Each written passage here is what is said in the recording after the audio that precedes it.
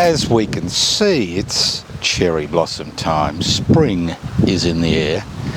So why would I be wasting my time talking to you if spring is in the air? Well, obviously, because maybe I've got nothing better to do, like most other people who are sheltering from COVID-19. Now, this week, I'd like to look forward. Unfortunately, we have been through what I call a reactive response to the pandemic. Not a planned response, but a reactive response. And the situation in Victoria highlights the issues that occur with a reactive response. Now, the role of government shouldn't be to keep out of the way of business.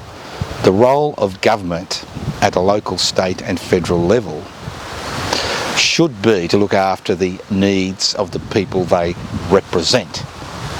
Theoretically, that is the basis of a democratic government. That is the role of government. And for far too long in this country and around the world, we've seen government's role has basically been to keep out of the way of business and the corporate world and let them do what they like. So I'm going to propose an Australian forward defence pandemic response. Because don't believe people when they tell you this is a 1 in 100 year pandemic. They conveniently forget SARS, a Middle Eastern respiratory syndrome, which occurred about 12 years ago. Now, there's a number of factors which make pandemics a reality in the future, not just in 100 years' time, but maybe in a decade's time, or 12 months' time, or 15 years' time. And these features include increasing population growth. We have over 7 billion people on the planet. Increase urbanisation, as more and more people are forced into an urban environment to make a living in a capitalist society. We've also seen the destruction of the natural environment, and we are seeing increasing industrial farming practices, not only on the land but also in the oceans. And this makes us particularly susceptible for specific organisms crossing the animal-human barrier, and that's how COVID-19 started, is when some organism crossed the animal-human barrier. So pandemics are a feature of the past. And let's not forget that this is a relatively mild pandemic with a mortality rate around 2%. Let's not forget that 700 years ago, during the plague, which swept across the world, over 50% of the world's population died, and it took 300 years for the plague to settle down, and it continued to have a devastating impact around the world. So it makes sense that we have a forward defence pandemic response strategy. Now, the Australian government, and today I will concentrate on where I live, which is Australia. The Australian government spends billions of dollars, tens of billions of dollars, on a military forward defence strategy. State governments and the federal governments spend billions of dollars on a strategy which is aimed at containing bushfires, cyclones and floods. We have forward defence strategies for these disasters, which are cyclical disasters which occur in the community. So people know what to do at the first sign of a major bushfire or a cyclone or a flood. But we were found wanting with the COVID-19 pandemic. There was no forward defence pandemic strategy in place. And the excuse was, well, it happened 100 years ago. We couldn't have expected it to occur again. But it didn't happen 100 years ago. It happened 12 years ago with SARS and MERS. And every viral expert almost every viral expert around the world has been saying that we need to plan, we need to have a strategy for a pandemic, because a pandemic is a simple concept. It's a simple concept. A virus or another organism crosses the human-animal barrier. Human beings have no antibodies to that infection. It spreads around the world very quickly because of air travel and because of globalisation. And it has a devastating consequence, both physically, health-wise and economically. So that's the issues that we face as a community every day. We face those issues. Now, how do we go about formulating a forward defence pandemic strategy for this country? We need to look at both the economic consequences as well as the health consequences. Both need to be addressed, and they need to be addressed urgently. And the first thing that I propose, which is nothing new, and people have been proposing it for decades in this country, is to create a national COVID-19 response team.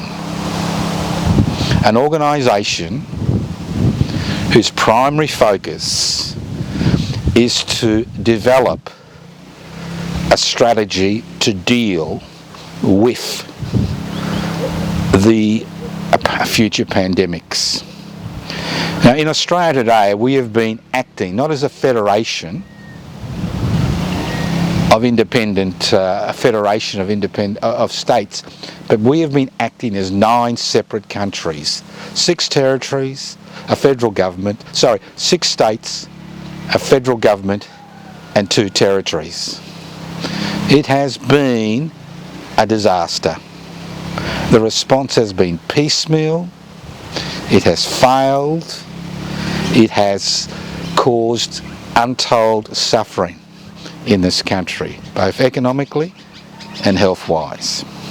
So a national pandemic resource centre, which is federally funded, which has branches in all the states and territories, is the first thing that needs to be established as a matter of urgency. It would consist of, obviously, health experts, as well as political representatives from all the states. Each state and the federal government and each territory should have a minister for pandemics who is part and parcel of that National Pandemic Resource Centre. It is essential that we formulate this. The second thing we need to look at is a reserve. Now, we have in this country an army reserve. We have volunteer firefighter organisations around the country. We have the state emergency services around the country. Some are volunteer, some are paid, but their role is to spring into action at the time of a national emergency or even a local emergency. But we have no pandemic reserve. And we should have a pandemic reserve of volunteers as well as paid staff who will be in a position to spring into action at the first sign of pandemic. Obviously, a national pandemic resource centre would also be responsible for disseminating information amongst the population about how to deal with a pandemic.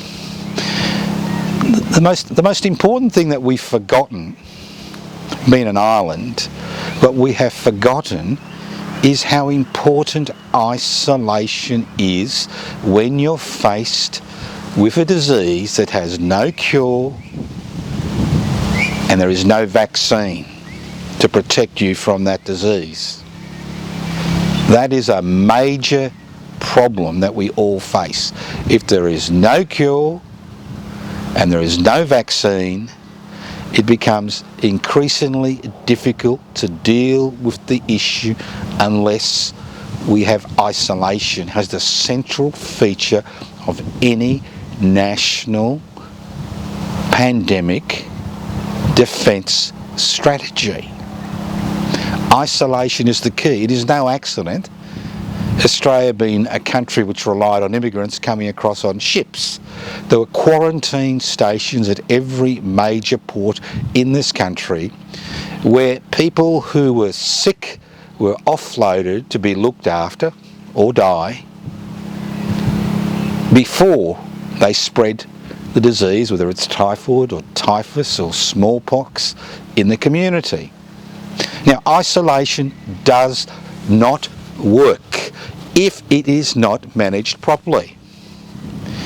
We've seen the disasters of isolation in aged care facilities, where the disease is left to spread and people die. We've seen the disaster with home isolation. We've seen the disaster with hotel isolation. So the best thing to do in this situation is to create isolation centres which have both health facilities as well as secure facilities which look after the needs of people. Even isolation in a hospital setting does not work, as we've seen the spread of COVID-19 amongst health workers across the country. So we need isolation centres. We have cyclone-proof centres in this country, we have fire shelters in this country, and we need to get our head around the idea of having isolation centres across the country in every major urban centre and outside urban centres, where people who catch the disease can be isolated and treated. Obviously, a forward-thinking national pandemic response centre would also be involved in ensuring that there's enough personal protective equipment available. The health workers can be mobilised from specific health centres to deal with the pandemic. Now, if you use isolation, you move early, you have things in place, you have the right protective personal equipment, so we can deal with the health issues if we have a forward defence pandemic strategy put in place and the right infrastructure to deal with it, because COVID-19 has done more damage in this society than any bushfire or flood or cyclone or civil disturbance has ever done. Now let's look at the economic factors, because the economic factors go hand in hand with the health factors. It's important to realise that we are one of the richest countries in the world, a resource-rich country with a limited, educated population. And of all the countries in the world, we should be able to deal with any economic crisis.